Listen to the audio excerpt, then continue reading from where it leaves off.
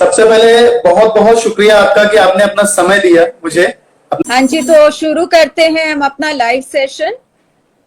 जी, सबसे पहले दर्शकों, जो लोग टकाटक को देख रहे हैं, मैं डॉक्टर गुलीमा के बारे में बता देता हूँ। डॉक्टर गुलीमा जो है दिल्ली में सीनियर कंसल्टेंट है डर्मेटोलॉजिस्ट की, और खुद की क्लिनिक चलाती है। महकता गुल नाम है उनके क्लिनिक का। और काफी सालों से ये हेयर, जो हमारे बालों की प्रॉब्लम होती है, जो आपके बाल झड़ते हैं या आपके बाल ठीक नहीं होते हैं, क्या कितनी वजह होती है आपके बालों में, क्या प्रॉब्लम्स होती है, उन बालों के बारे में ये बेहतरीन तरीके से बताती हैं। और आज उसी पे फिर से एक बार उनसे बात करेंगे और उनसे कुछ जानने की कोशिश करेंगे आगे क्या रीजन है कि आज के जो युवा पीढ़ी है उनकी उनके जो बाल है वो खत्म होते जा रहे हैं इसमें। जी जी जी, बोलिए। आपके पास काफी क्वेश्चंस आए हैं मेरे पास आपके लिए, जो आज के दिनों में जो सबसे बड़ी समस्या है बालों की, खासकर इसमें। हाँ जी, बोलिए।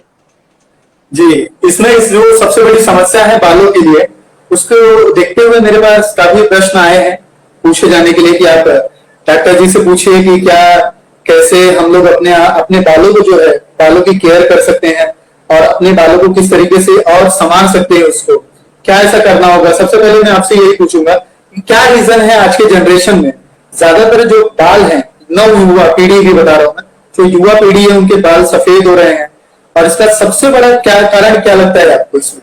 प्रीतम जी, सफेद बालों का कारण काफी हो सकता है। पहली चीज है जेनेटिक्स या हेरिडिटरी कारण हो सकता है, but it can also be because of a lack of nutrients. तो कैल्शियम, जिंक और इन सब चीजों की कमी से भी बाल सफेद हो सकते हैं। लेकिन अगर 30 साल के ऊपर किसी के बाल सफेद हो रहे हैं तो उन्हें कोई चिंता करने की बात नहीं है। लेकिन लोगों को अपना जिंक लेवल और calcium level, vitamin D3 level कराना चाहिए, देखने के लिए कि कोई इनमें कमी तो नहीं है जिसके कारण उम्र से पहले उनके बाल सफेद। ये कारण हो सकते हैं सफेद बालों के लिए। लोगों को पहली चीज तो देखते हैं कोई हेरिडिटरी कॉज तो नहीं है, कि उनकी फैमिलीज में तो ये बात ये आती नहीं रहती, ये बात कि उनके फादर्स या ब्रदर्स को भी यंग एज पे सफेद बाल थे। ऑल्सो उनको अपना विटामिन D3 लेवल, कैल्शियम और जिंक लेवल्स देखने चाहिए, ताकि देखने के लिए उनमें कोई कमी तो नहीं है जिसके वजह से बाल उम्र से पहले सफेद हो सकते हैं। तो ये सब कारण है। और आजकल लोग हेयर कॉस्मेटिक्स और हेयर कलर बहुत करते हैं, आज की जो युवा जनरेशन है।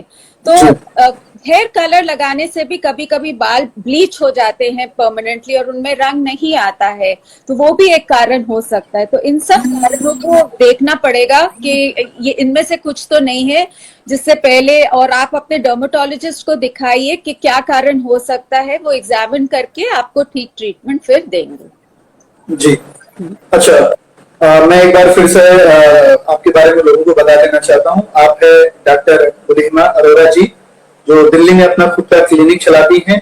फाउंडर है महकता गुल के फाउंडर है, जो काफी वर्षों से प्रैक्टिस में है और लोगों को सुझाव देती है कि आप अपने बालों को कैसे संवार सकते हैं, अच्छी ट्रीटमेंट कैसे दे सकते हैं।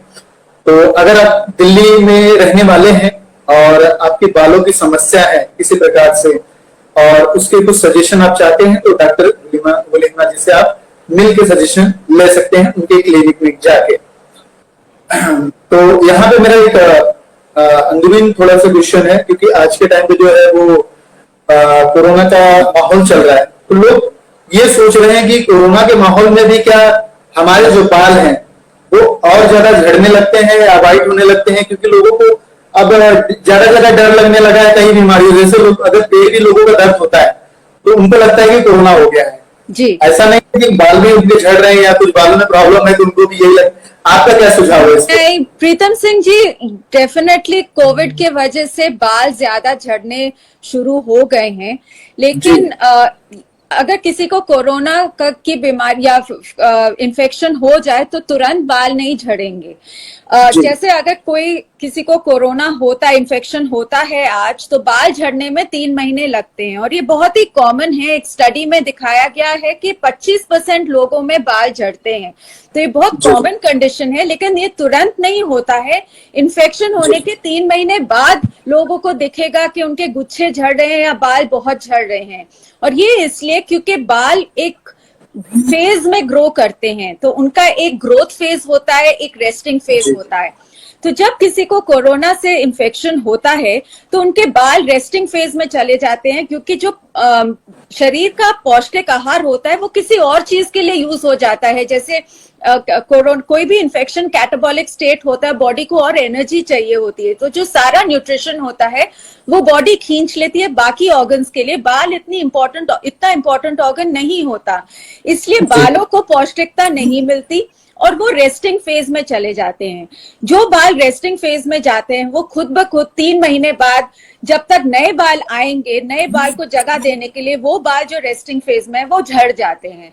तो इसलिए इन्फेक्शन के 3 महीने बाद लोगों को दिखता है कि बहुत सारे बाल झड़ रहे हैं, और स्टडी में दिखाया गया है कि लगभग 60 दिन लगते हैं इन्फेक्शन और हेयर फॉल शुरू होने के बीच में।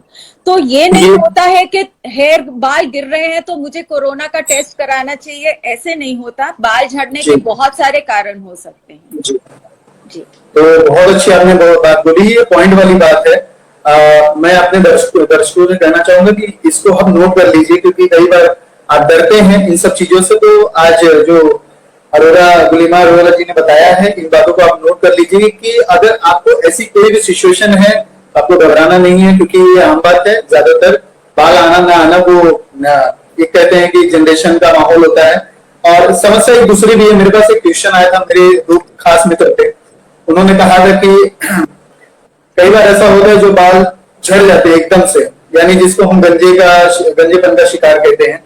तो क्या ऐसे सिचुएशन में दोबारा ऐसा हो सकता है कि वो गंजापन है तो उसके बाल वापस आ सकते हैं? ऐसा कोई साइंस में है क्या चीज है कि बाल वापस लाया जा सकते हैं? देखिए, बाल झड़ना, हेयर फॉल या हेयर शेडिंग और गंजा होना दो बहुत अलग अलग चीजें होती हैं। ठीक है, ये एक चीज नहीं है। और बाल झड़ने के वजह से अगर वो खाली एक टाइप का बाल झड़ना है जो टेलोजन एफ्लूवियम है, जो इन्फेक्शन या पौष्टिक आहार की कमी से या आयरन की कमी से या जिंक की कमी से होता है, तो वो बाल जरूर वापस आ जाते हैं।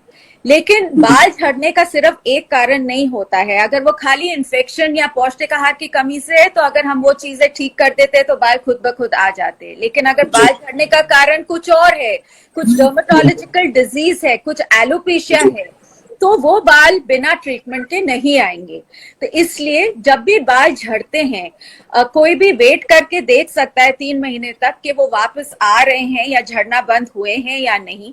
और अगर नहीं होते तो उन्हें अपने डर्मेटोलॉजिस्ट को कंसल्ट करना चाहिए, ताकि डर्मेटोलॉजिस्ट अपना एक टेस्ट करे, ट्राइकोस्कोपी जिससे कहते हैं, और देखें कि वो बाल जो झड़ रहे हैं वो नॉर्मल टेलोजन एफ्लूवियम है, normal shedding of the hair है ड्यू टू ग्रोथ, जो ग्रोथ फेजेस की होती है, या किसी और वजह से है, कोई बीमारी है जिसके लिए ट्रीटमेंट लेना पड़ेगा इंडिविजुअल को। तो अगर गंजापन होता है जैसे मेल पैटर्न बॉल्डनेस या एंड्रोजेनेटिक एलोपेशिया, उसमें बाल बिना ट्रीटमेंट के नहीं आ सकते। वो प्रोग्रेसिव कंडीशन है और उसके लिए ट्रीटमेंट जरूरी होता है। गुलिमा जी, मार्केट में कई ऐसे प्रोडक्ट हैं जिसका शिकार लोग आजकल हो जाते हैं, जिनको लगता है कि अगर हम ये प्रोडक्ट यूज करते हैं, दरअसल उन्हें असली और नकली का फर्क नहीं पता चलता। तो ऐसे में किसी प्रोडक्ट की पहचान कैसे करें जो हमारे बालों ऐसे तो प्रोडक्ट की पहचान करना बहुत मुश्किल है, क्योंकि बहुत सारे products over the counter medicine होते हैं, कॉस्मेटिक्स होते हैं जो जिसकी कोई रेगुलराइजेशन नहीं है हमारे कंट्री में। सो कॉस्मेटिक्स की जो रूल्स एंड रेगुलेशंस हैं वो इतने स्ट्रिक्ट नहीं है हमारे कंट्री में। तो अगर कोई चीज वाकई में काम कर रही है कि नहीं, हमें देखना चाहिए, हमें अपने डर्मेटोलॉजिस्ट से पूछना चाहिए कि उसका कोई साइंटिफिक बेसिस है या स्टडीज हैं उसके पीछे दिखाने के लिए कि हाँ ये चीज वास्तव में कुछ काम करेगी या नहीं। तो ऐसे सिचुएशन में अगर ये ऐसी समस्याएं पैदा हो रही है, तो इसकी रोकथाम के लिए क्या करना चाहिए आपके हिसाब से? तो देखिए, पहली चीज तो ये है, अगर किसी के बाल झड़ रहे हैं तो अमेरिकन एकेडमी ऑफ डर्मेटोलॉजी का ये मानना है कि लोग 6 से 9 महीने तक वेट कर सकते हैं देखने के लिए कि बाल वापस आते हैं या नहीं, या बाल झड़ना रुकते हैं कि नहीं। लेकिन मेरे हिसाब से, और पेशेंट्स भी बहुत उत्सुक हो जाते हैं, एंशियस हो जाते हैं कि हमारे बाल अभी भी झड़ रहे हैं, उन्हें डर लगता है कि हम पूरी तरह से गंजे हो जाएंगे। तो ऐसे में जरूरी है कि आप अपने डर्मेटोलॉजिस्ट को कंसल्ट करिए ताकि वो आपको बताएं कि क्या आप सप्लीमेंट्स ले सकते हैं, या क्या सीरम्स या हेयर ग्रोथ सीरम्स लगा सकते हैं, या क्या मेडिसिन ले सकते हैं जिससे आपकी हेयर फॉल रुक जाए।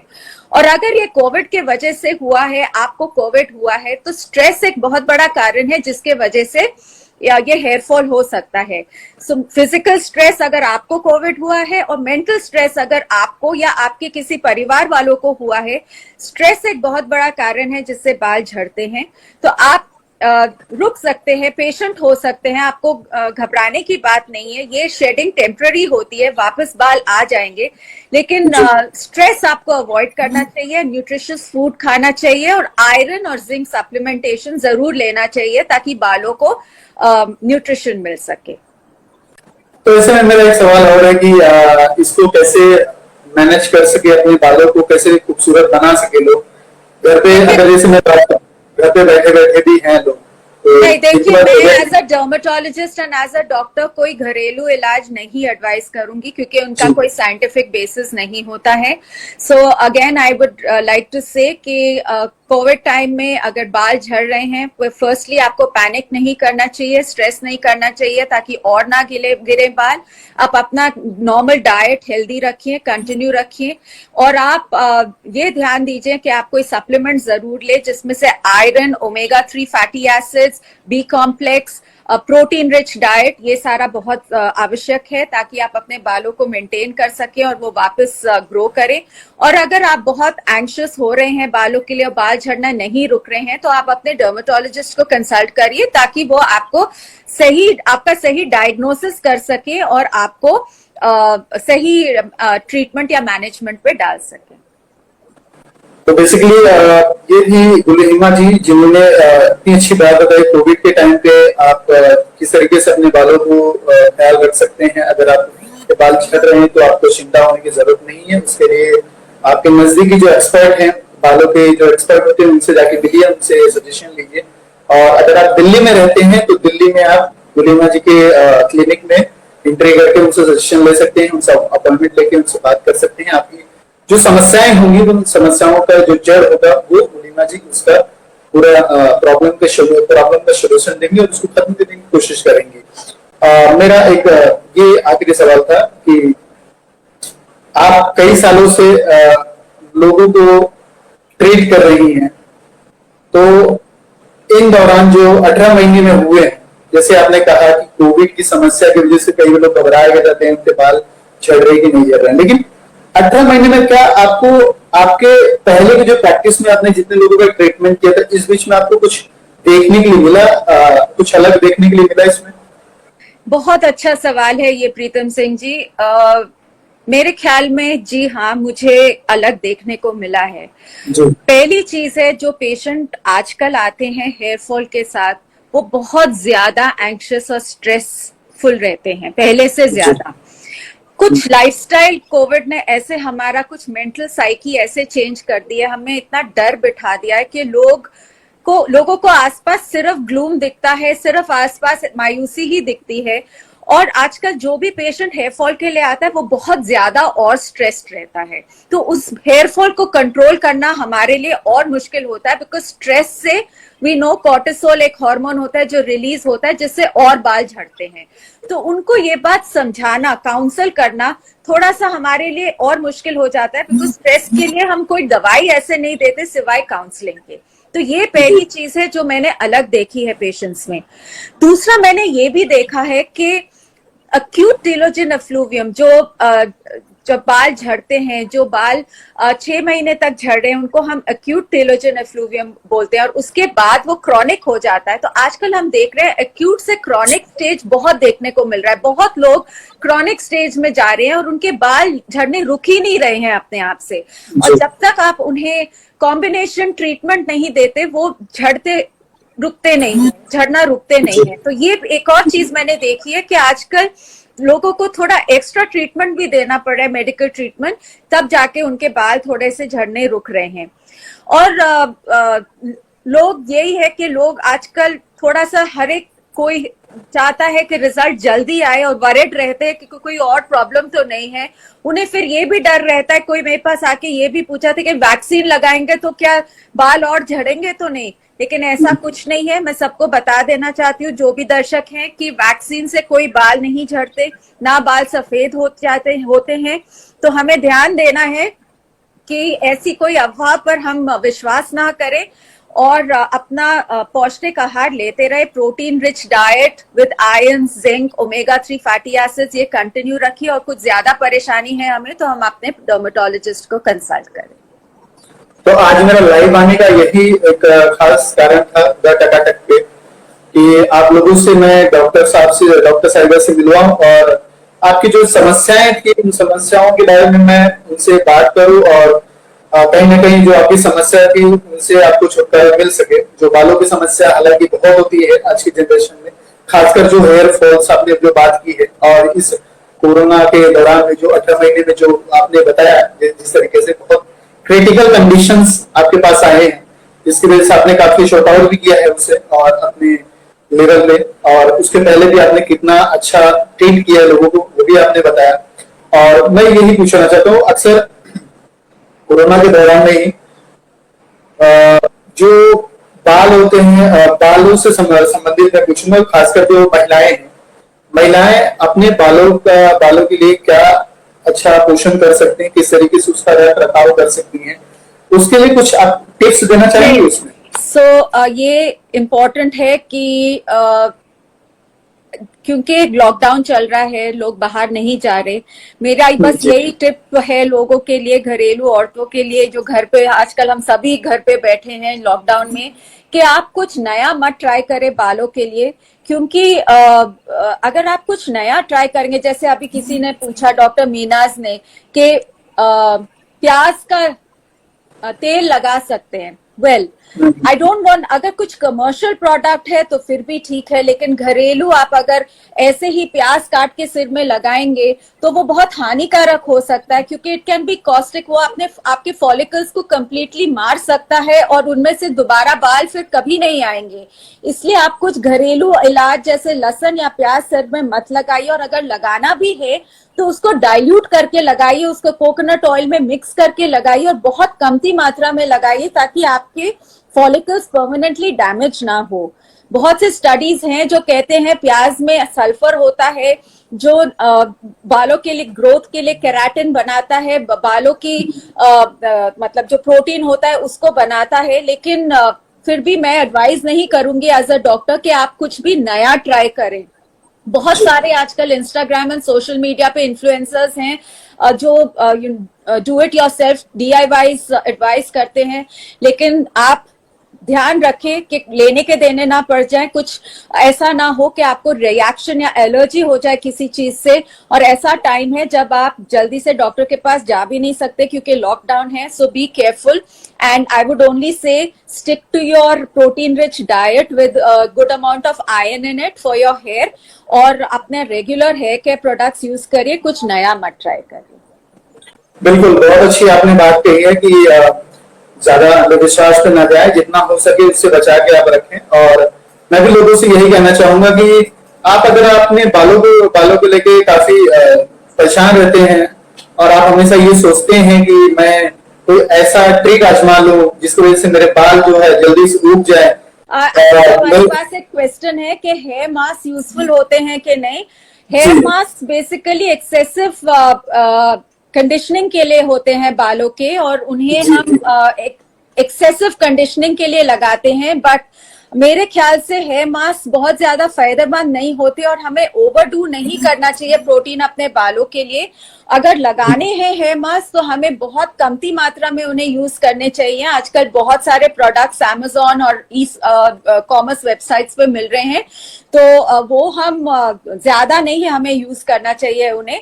लेकिन basically hair mask deep conditioning के लिए होते हैं, उन बालों के लिए, उन लोगों के लिए ठीक है जिनके बाल बहुत डैमेज्ड होते हैं या बहुत फ्रिजी या ड्राई होते हैं। नहीं तो उनकी कोई आवश्यकता नहीं है, कंडीशनर से आप अपना काम चला सकते हैं।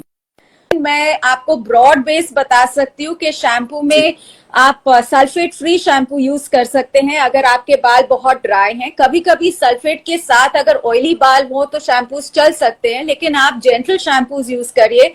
और अगर आपका हेयर लॉस किसी इन्फेक्शन के वजह से है तो आप ट्रीटमेंट बेस्ड शैम्पूज यूज कर सकते हैं, थेरेप्यूटिक शैम्पूज जिसमें कोई एंटी फंगल हो, जिससे आपकी इन्फ्लेमेशन और फंगस ठीक हो सके।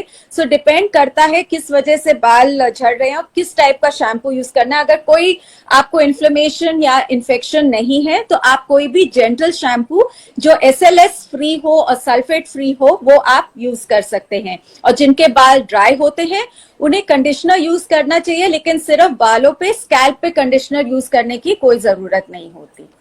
शुक्रिया गुलेमा जी, इतना अच्छा आपने जानकारी दिया है आज हम सबके बीच में। खासकर जो कोरोना का जो हमारा जो सब्जेक्ट था हेयर फॉल ड्यूरिंग कोरोना, तो उस पर आपने जो बातें कही हैं, जो बातें बताई हैं, वो हमारे दर्शकों के लिए और जो लोग हमें देख रहे थे उनके लिए काफी फायदेमंद था वो। और मैं एक बार फिर आपको दर्शकों को बता देना चाहता हूँ कि अगर आप दिल्ली में रहते हैं और हेयर फॉल और फॉल जैसी कोई समस्या होती है तो डॉक्टर गुलेमा जी हैं, वहां पे आप उनकी क्लिनिक में विजिट करके उनसे जानकारी ले सकती हैं और अपनी जो समस्या आपकी जो भी है उसका प्रॉब्लम गुलेमा जी आपको बेहतरीन तरीके से देंगी।